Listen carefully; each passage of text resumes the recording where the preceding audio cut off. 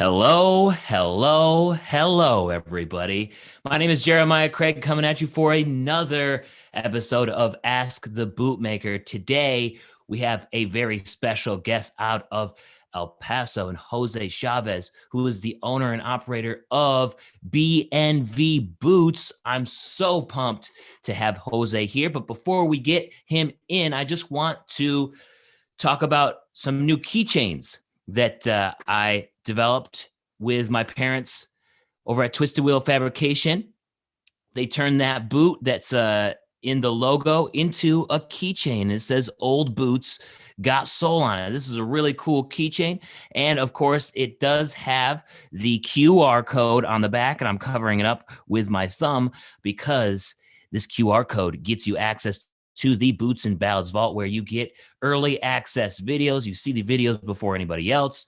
You get special access opportunities. You get special access merch. You get free stuff sometimes. So it's a really cool section of the website. And this is one of the cheapest ways into it. This is only $10 plus shipping. And you can get this brand new Old Boots Got Soul keychain at jeremiahcraig.com/oldboots keychain. So if anybody's interested in supporting the channel and getting some access to some cool stuff, that's a great way to do it. Now, let's get Jose in here and talk about some boots. It's great to see you guys all here.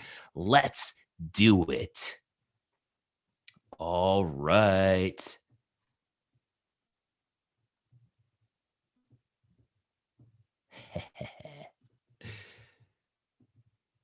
Hey, Hello. Jose, how's it Hey, going? how Can you you hear been? me? Yes, perfect. Awesome. Can you turn on your video so Hold on. everybody at home can see your beautiful face? Ah, good luck with that. There we go. There. How's your day going so far? So far, so great. Everything's great. How That's what about I'm you? talking about. I'm the same. Every day is great. Feeling good. So That's good. grateful to be talking with you. Likewise. I'm wearing the Water Buffalo calf boots right now that you Oh, made. great. Good Love deal. these. They're so soft and they are holding up great. So thanks again for these. No, thank you. Thank you. And I've gotten quite a few of your followers and different combinations, same combination, but in that same material. Everybody has gotten uh, good reviews, thank God. And thank you. Awesome. Yeah, it's definitely well deserved for sure. I'm wondering if you can kick us off with your origin story, like how you got into boot making to begin with. Like in the first interview, I had already told you it came out of a need because I couldn't find something that either fitted me or that I completely liked, or and even also the matching accessories because I wanted to have my matching belt. Eventually, the wallet. It's addictive. You start getting, you want to have, you see how good a boot fits, so you want to have everything fit match or at least that's in quality, and that's where I started. In lieu of a store bought after rack, I started getting making my own, Mm-hmm. and obviously when you make your own, there's gonna be left over. So I started selling, and next thing I know I'm doing it for a living. That's awesome. What was the first experience like when, I mean, after you made these boots for yourself because you couldn't find the right boots and the right belts and things like that for you? What was the first experience like when somebody came to you and said, Jose, this is awesome. Can you make me some boots like this? Yeah, it's sort of a high. Um, I guess I live vicariously through my customers. Um, it reminds me of that first time when I crafted. Back then, I went to someone to make them for me. Eventually, my co-workers and I do them for ourselves, but I always relive that first moment when I went to a custom boot maker and I asked them, I want that upper a little higher, a little lower. I want that scallop here, there. And he was doing everything I wanted. I want a contrast upper, I want untone, whatever. So now, every time I get a chance to with a potential customer starts the same thing, and I relive it over and over, which is positive. And that's pretty much the draw. Nice. Is that your favorite part of boot making? Is the experience with the customer? Yeah, I think I love the whole process, but I like the beginning of the loop, like you mentioned, where I start with the customer, we go back and forth, and we discuss the options, the put, the up, or whatever, and then at the end, when the customer gets the boots, and the look is rewarding, and it draw again. It brings back those memories. So yeah, that's my favorite part. Awesome. I love the fact that that communication is such an important part to you. Switching topics here real quick. Uh, it's really snowy up here in Boston, and I saw that Texas had some snow last week or the week before. Did El Paso see any of that snow? We hardly got maybe a little sleet because we're in the Oh, far west of Paso, Texas. We got a little sleet. North Texas, Panhandle, they got a lot more. We barely had some gale, some sleet. hmm. The reason I ask is because Carlos right now in the live chat Yes. asks, are there any boots that you recommend that are best for the snow? Like from your experience, what are some of the qualities that make up a great boot for the snow? There's so many. To start off, if it's a dedicated snow boot, we would go not with a leather outsole. First of all, you need maybe a mini lug or some other type of grip resistant outer sole, something because leather, unless it has a sole saver for grip, it's better for non-humid or snowy. Second, you want something either oil treated, some cowhide oil treated, even rough out but oil treated. Um, Bullhide does great, some shoulder, but again, the oil and the salt and the snow, it eventually starts cracking. So that maybe you could get a bull shoulder that's oil treated, which there is many available. That works great. They just treat it with some mink oil to waterproof it. Hmm. Totally. I learned the hard way being up here in the Northeast and going to college in Rochester, New York. I used to Yes. wear my leather sole cowboy boots in the winter, and I learned fast not to do that after I fell on my ass. Yeah, it's very slippery, and eventually the salt and the water is gonna get to the outer sole. Yeah, that salt can do nasty things to the leather too. It's awful. It's It'll awful. crack it. Thanks for the question, Carlos. And if anybody else watching right now has any questions for Jose, feel free to put them in the live chat, and I will do my best to get to them and ask Jose your question. Now, one of the things that I remember from talking with you about making these water buffalo calf boots was Correct. the lasts that you use. And Yes, sir. you use Justin lasts. Is that correct? Am I remembering correctly? At least for your pair, yes. Okay. I have. I was lucky enough to acquire back in the day, maybe 2 to 3 runs. I mean, in the same size, I got repeated many of them. That's not to say I don't have, at least in my J toe, my R toes, they're all Justin Last. Okay. I think it's a great place to start because it's a brand that is very mainstream, very. I mean, everybody's familiar with that in terms of fitting, and then we always build it up. But if I had all the money that I needed, I can tweak it even more, send it to the last factory, and make my J tools, my R tools, my French tools, everything with the same specs to keep uniformity. Hmm. But as I have them, they work fantastic, and I can always build it up at the instep, at the ball as needed. But if I were to make like for stock, I don't think I could do worse with Mhm. other. What's that process like? How do you find yourself being able to purchase a number of lasts from Justin or Tony Lama or from any other company? If there's anybody interested in getting into bootmaking, how do they find those opportunities? You really have to network. Obviously, I didn't buy him straight from Justin. There was one older bootmaker that he retired, and I met him, and he sold them to me. And I mean, I'm saying sold them. He practically gave them to me. It's very because he was retiring. But you can also just contact the last factory and have them make them for you. The only problem, again, money, because they won't sell you one size. You need to buy uh, anywhere from 3 dozen to 48 as a minimum order, and that's all D widths, all the same toe. You can't get two and whatever. So that's where the little problem lies.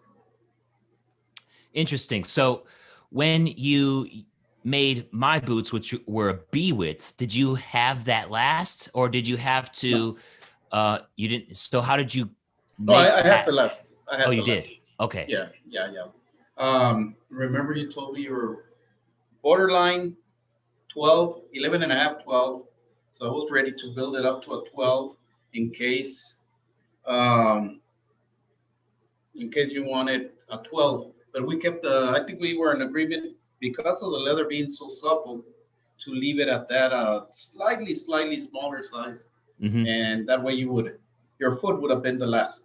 Yep. And I was a little skeptical of making that decision myself Yeah, after I got them, but now that they're broken in, I think they're absolutely perfect. So yeah, I'm definitely do not have any regrets at all. great That deal. kind of goes into a question that we just got in the live chat from John Woodrow, Okay. who asks like about the ordering process. Is there a difference in fit between you measuring somebody in person or somebody else sending you their size or maybe tracing their foot and sending the measurements to you? How does that all work? Um, Whenever possible, if I can measure them, it's much better. There's some customers that have already had custom boots, so they know a little more about the process. It's not rocket science, but if they're measuring their foot and they happen to, the first time, they tilt the pen one way or the other when they're measuring. We're adding or subtracting 1/8, 1/4 of an inch, or they use a very thick, one of those blotter bingo type markers. Same deal. Or, for the most part, I prefer if they to measure standing up because all the weight goes to the feet and they kind of tend to flare out as much as they're gonna flare out. But Mhm. many people, me included, have trouble measuring oneself and they don't want to bother someone. So they'll take a measurement sitting down, and your feet are not as wide as they're gonna get, or they're not too. I mean, it takes some practice to draw that outline, and then with a tape measure to take the measurements where it's needed. I've gotten clients, and this is not to make fun of them, who'll trace their foot already with the boot where I tell them, please, I don't think you have to tell them, but please take off your shoes and measure the outline of your shoes. But I had customers who do it with the boots on, and needless to say, it's not going to work like that. Right. So, do you recommend that people either go to you to get measured for a custom pair or order a specific size like I did, like a special order, say, Jose, I want this kind of boot and have it be an 11 and a half B. It's like one or the other, but no measuring someone's self because there's too I much know room for it's error. no, that worked. We kind of do a guesstimate of sorts. I know it's Gotcha. not. We do. I know it's not practical. someone in the East Coast, West Coast, they're gonna probably not gonna drive or fly unless they have whatever business coming anyways. But we start backwards. If they can't send me a measurement, maybe there is a boot that almost fits them in the same toe. If they send me a boot that fits them as close as they like, as long as you tell me we can fit a last, see where it's loose, fill it in, or if it's too tight, and you tell me some other measurements. So we add all the factors. You tell me I'm an 11 in Lucchese, you send me a boot, a measurement, and we can narrow the correct size from there to the Wow. width. Yeah. What about it here? takes more longer, but Yeah, it it works. sounds it. It sounds it. So let's say I was to send you one of my Boule boots, and that boot isn't really necessarily my size. Like it's a 10.5 E in the Boule size. So it's kind of stretched out a little bit over the welt in some areas because in those specific areas, my foot is wider than what the boot was. So it eventually broke in.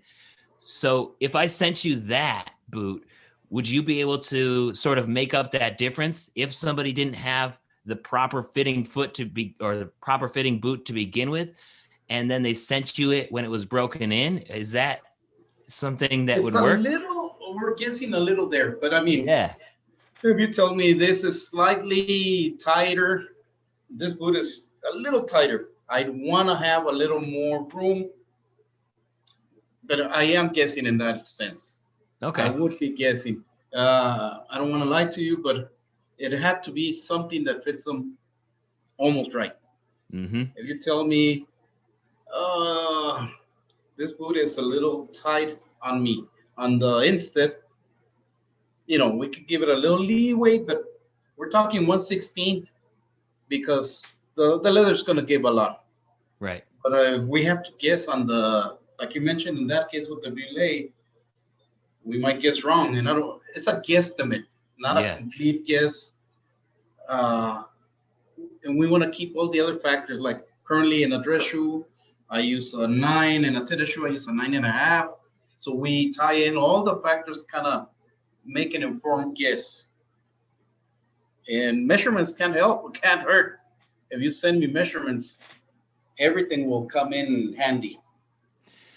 It sounds like there's a lot that could go wrong when you're doing all of these guessing games. When did you feel comfortable saying, you know what, I'm going to try this and I'm going to guess the size based off of these other kinds of boots and shoes that you have worn previously with your customers?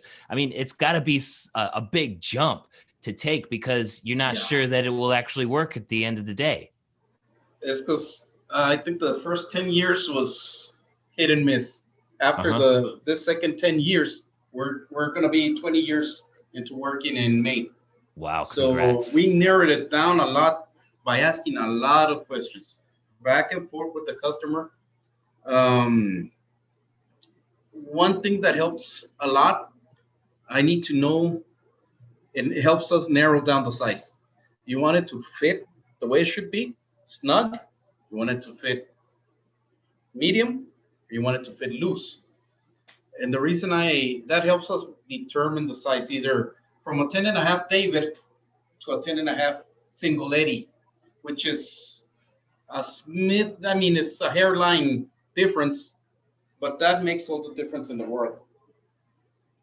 And I think it was after that 10 years with back and forth with the customer.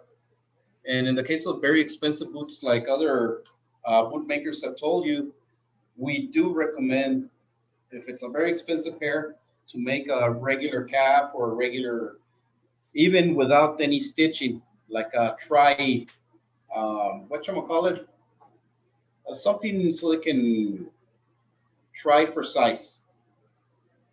Try for size?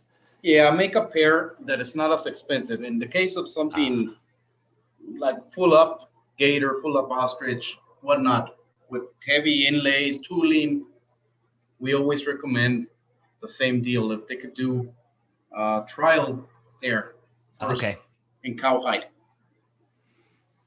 But yeah, Makes sense. Wow, 10 years to hone that process and be able to ask the right questions for the right fit uh, is it makes sense. And for you to stick with it that long, because it seems like a lot of bootmakers wouldn't even bother doing that. It's like just either just come in and I'll measure you and we'll make sure that it's right, or just send me a size and I'll make it for you. But for you to take all this information and then filter it down to a boot that actually fits somebody and they're happy with it at the end of the day is really impressive. Well, we appreciate the customer looking at us, so it's no trouble. We want them to be happy, and I Mm-hmm. know they can't maybe come as when they need the boot for that wedding for that particular, uh, and they can't come over, so we're willing to take the measurements and work with them to get the right fitting. Love it. That is a great story of being able to communicate well with your customers. It's so rare, and I'm so happy to hear that you guys are doing well with it. So you're making the boot for somebody, Right. and you're thinking about leathers. Mhm. I got several questions in the live chat, all about what is your favorite exotic leather to use when building boots. Ooh, so hard to narrow it. Uh, I mean, sometimes I tell you gator, sometimes I'm ostrich. I guess it's very hard to decide because belly gator is great, but ostrich I think is mainstream, very popular, very subtle, very supple. You can't go wrong. There's many colors, so I think ostrich would be my go-to. Nice. Yeah, And there's so but many different very styles of ostrich too. You got the full quill, the smooth, and the ostrich leg. yes we I'm very ostrich belly is the softest. Um, I'm very partial to even my own personal full quill on the bamp and then smooth ostrich on the upper. Mm-hmm. With smooth ostrich is so soft and you can always give a either a cording or a little stitch pattern and it highlights the the few quills that it has and it's for comfort. It's for comfort. That thing is gonna be you can walk in it 16 hours, 14 hours and nothing comes. No, you don't get as tired. Yeah. Ostrich is so soft. I Yep. love it as well, especially that smooth ostrich look. Yep. I'm kind of a fan of that because the quills don't pop as much, but you still get Correct. the nice soft feel of the ostrich. Correct. Awesome. Um, so when you're making the boots, Yes, sir. what is your favorite part of making a boot? And I've talked with several boot makers out there, and they all have like their different favorite process when making the boot. Is there a specific process that stands out to you as being one of your favorite parts of making a boot? Uh, I think even before we get to lasting, when the upper is being attached to the vamp, because that you immediately have, uh, you know, you immediately have something you can visualize, and everybody knows that's gonna be the future look of the boot. You can so as long as the upper and the vamp are already attached, I think that's the culmination of the you can obviously once it's finished and cosmetically detailed, it's a great feeling as well. But Hmm. at the start, this is already something tangible for me. And it You, starts to take the shape of a boot after you have all the pieces laid out.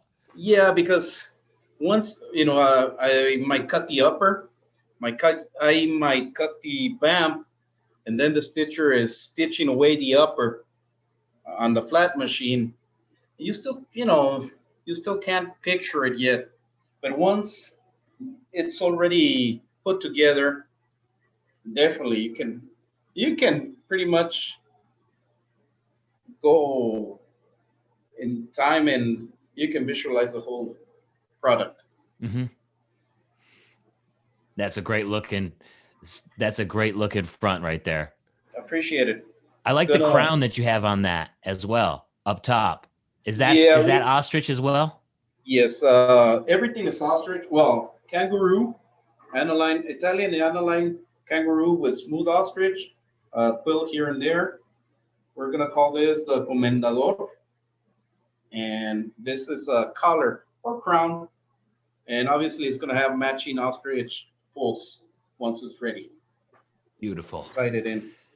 So that's a boot that you are going to stock as one of your designs Yeah, because you just named it. because that's exactly the idea.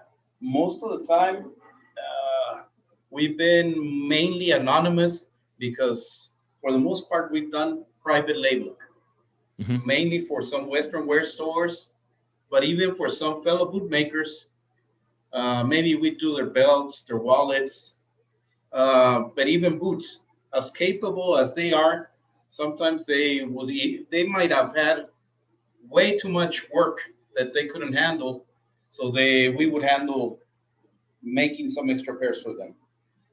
The point I'm getting to is that therefore, people ask me for your original design, and we pump out original designs, but they're geared towards that Western wear store, that boutique in New York, the Santa Fe, you know what?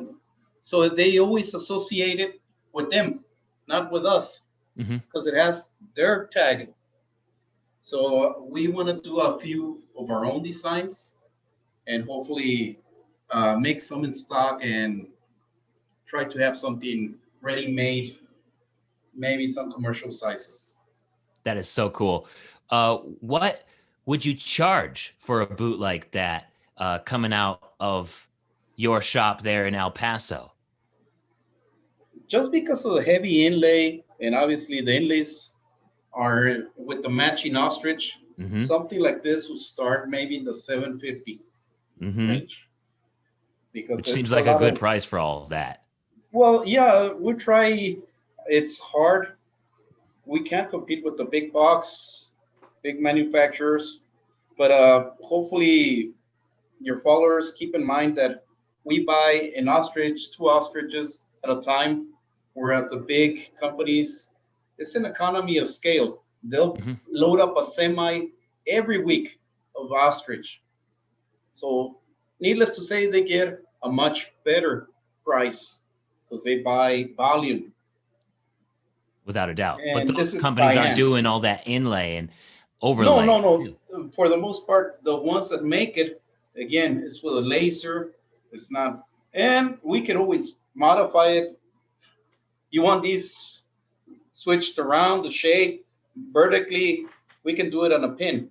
Hmm. Turn, change it, bone, you want a contrast, they will not stop the press to make you a boot to match your likes. We can. Hmm. So now that you're getting into those those kinds of boots that you design and that you are offering specifically, we had a question from I believe it was Neil who Yep. asks, "Do you prefer that sort of thing where you're designing the boot, or do you prefer to make a personalized design that somebody else is is designing? Say like when working with me on the boots, where I was like, I want my logo there right in the middle.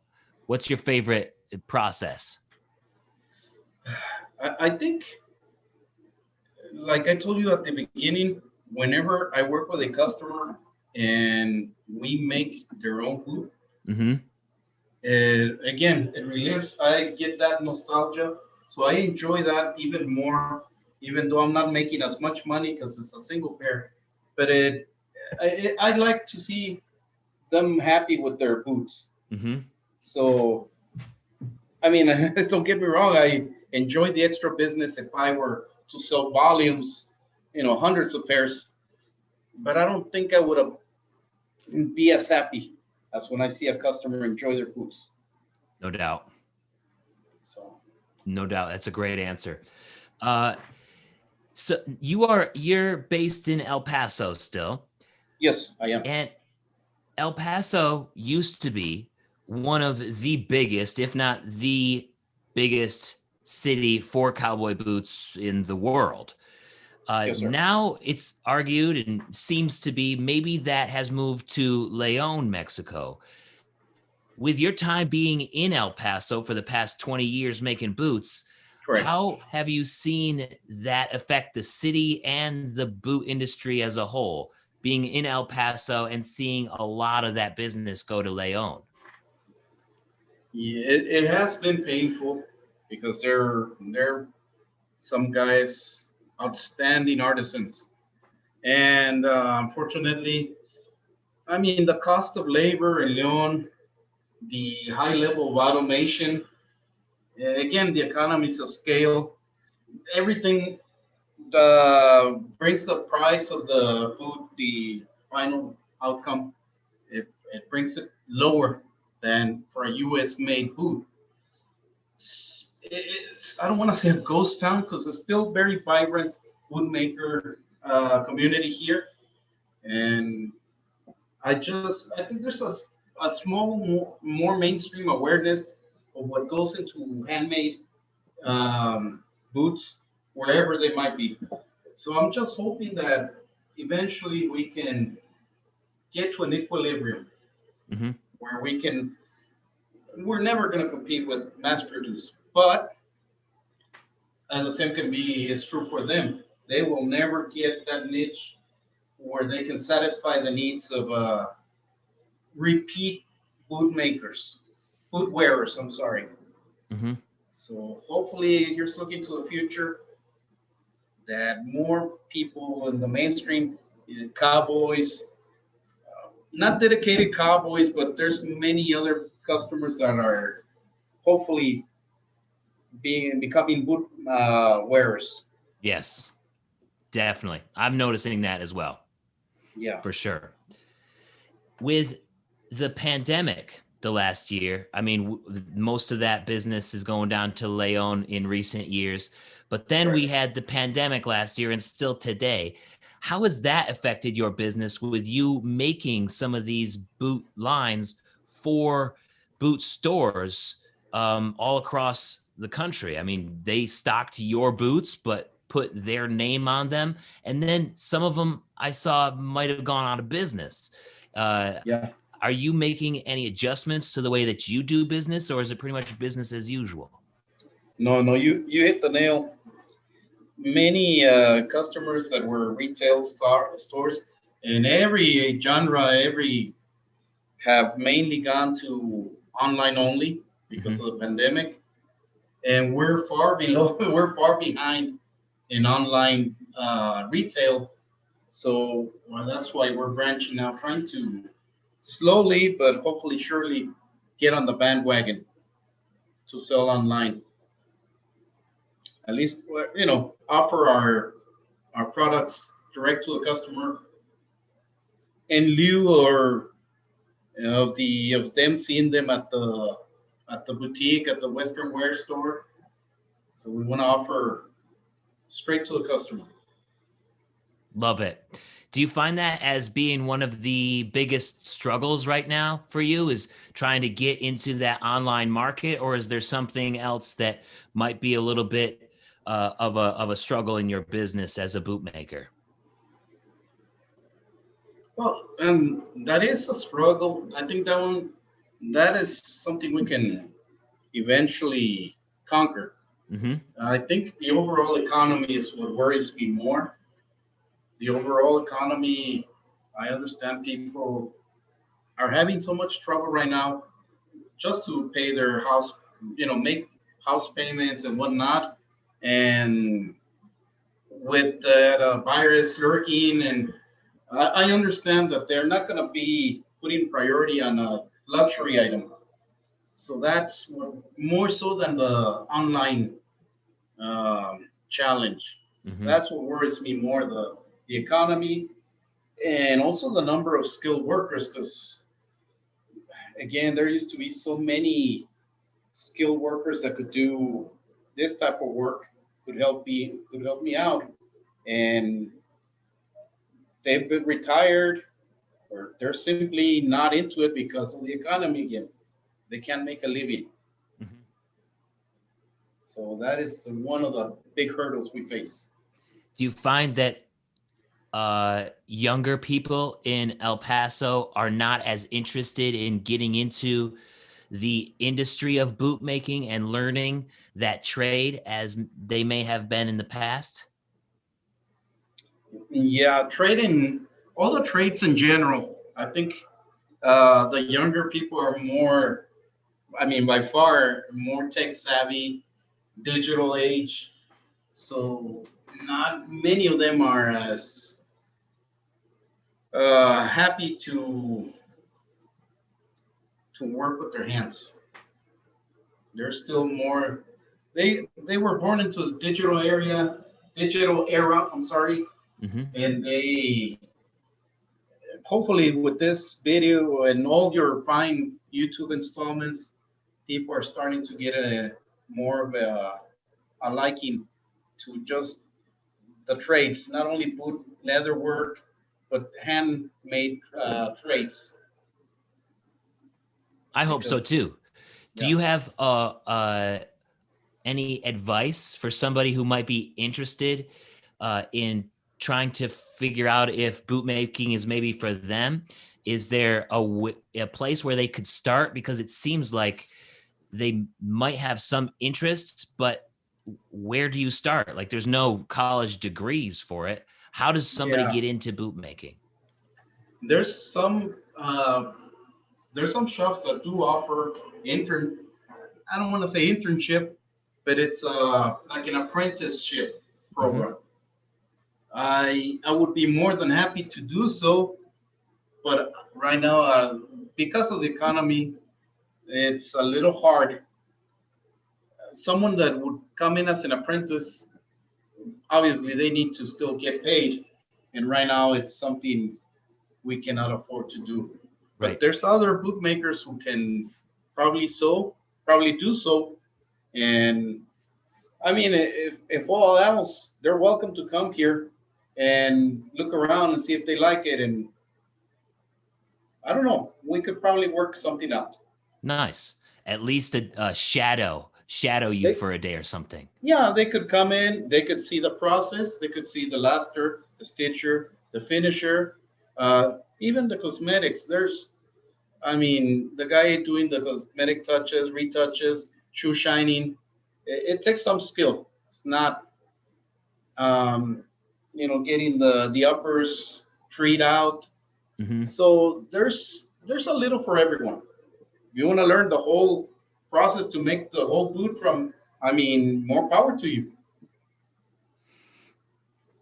Awesome. There's a lot of opportunity out there, especially for people who are just looking to learn, right? Correct. I mean, it seems like I always want to get paid for the things that I do, but Yeah.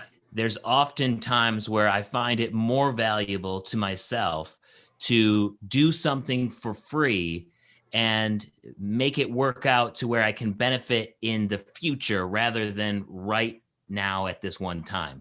And I think that some people need to realize that sometimes that it's something that you invest in yourself. So you don't always get paid right away. You invest in Correct. yourself, and then the pay comes even bigger down the line. Yep. Good things come to those who wait. Great, great saying. What is the biggest surprise that you've experienced in your bootmaking business recently? Any good stories that you were just so happy and surprised about? Good question. I found there's so many. I found people have tracked me from like the stores that have closed because like Santa Fe, the owner retired, and people that bought there apparently they bought my boot, two, three pairs.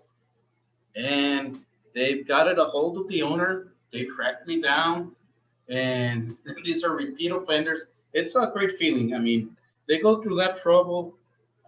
That is a surprise for me. I really appreciate it. That's one of Wow. them. And the other one that you mentioned earlier, that there's more awareness and apparently more appeal to the mainstream customers for boots. That's another big surprise. That is Positive. such a testament to the quality in your work that someone is willing to go through that amount of detective work to track you down by calling a number of different people. Yeah. Well, it's a testament to my guys because you know it's a group effort. There's not one person here that does everything. Okay. So it's a collective effort. One might I cut, another co-worker stitches. So, it's the same ship. Gotcha. So, unlike other custom boot makers, you have a team of people working for you who do a specific thing at any one time. Have Correct. you done every single step yourself? No, no, no. Not myself. I got one co-worker who can do every single step, Mm-hmm. but he's much better at lasting. Yeah, that's his forte. But he can stitch. He can. I got another one that he can do 80% of the work, but his forte is stitching. Therefore, you know, and I am the least of them. I am, I'll cut. I can cut with a die any day, obviously. I cut uppers by hand. I line them. I dabble with the cosmetics. I'm the janitor. I'm the marketing director. I'm whoever brings the tortas, the Mm-hmm. sodas. So everybody has a little share. But Yeah. I have two guys that can pretty much do the whole boot, but they really excel. One at lasting and one at stitching.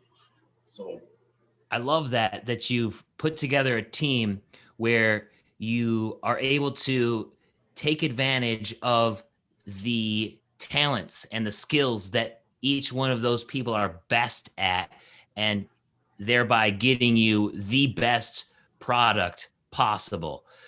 Do you find like that's a great way to sort of not only quality check each step, but also yeah, ensure that there are less mistakes along the way? yeah, that is a great question because the previous guy knows the next few steps. They overlap and they take care, autocorrect if you will, and plus the trust is there because these guys have known each other for a long time. Sure, they argue, but I mean, they reconcile quickly when they point out, such and such mistake. And to the point right now, a skeletal crew right now because we're less than what we had in another era. But Mm-hmm. everybody has a key to the shop. They can come in at will. We don't have uh, certain time. Obviously, within half an hour, everyone has a key, and if needed, because there's the trust right there. That's awesome. It's very cool that you're able to employ a team of people to make a custom boot for somebody. Because you employ so many people to do those different steps, Correct. what is the base price of your boot, if you don't mind me asking? Like just No, the no, leather. What is the base price when that's a purchasing great something question. from you? We have a base price right now of 350. Wow. Yeah, this is pretty With what kind much of leather? a cowhide with a kid upper. I might have 3 or 4 colors cowhide. The kid, I don't know. There's 6, 7. Even if I don't have it in stock, I can readily buy one or two. I don't have to buy volume. At that price point, you're eligible for. maybe 3 basic stitch patterns, still by hand. Everything is the same. And I might have at my discretion the option to upgrade you to a, maybe I don't have time to go buy some kit for the upper. I might, upgrade you for free to a nicer premium leather for the upper Mm-hmm. at my discretion.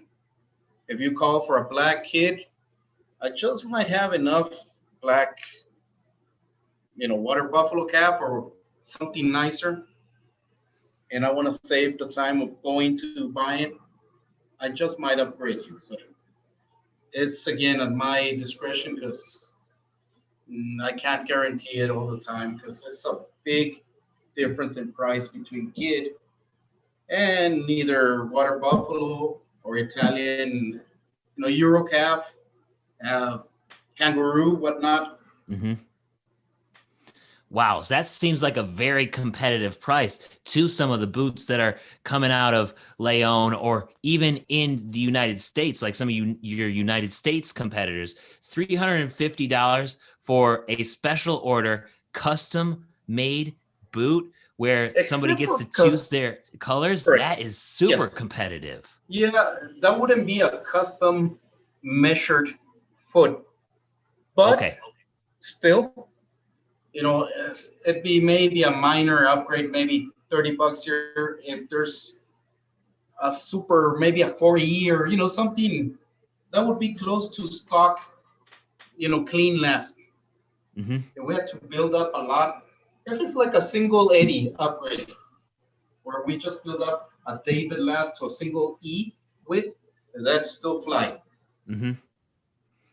If there were a lot more work to be done on fixing the last, then it would be as I don't know anywhere from $30 to $50, which I think is still very competitive compared to like you mentioned. There's cowhide boots coming from Leon at 500 bucks, Yep. and they're not custom in any way, shape, or form. Mm-hmm.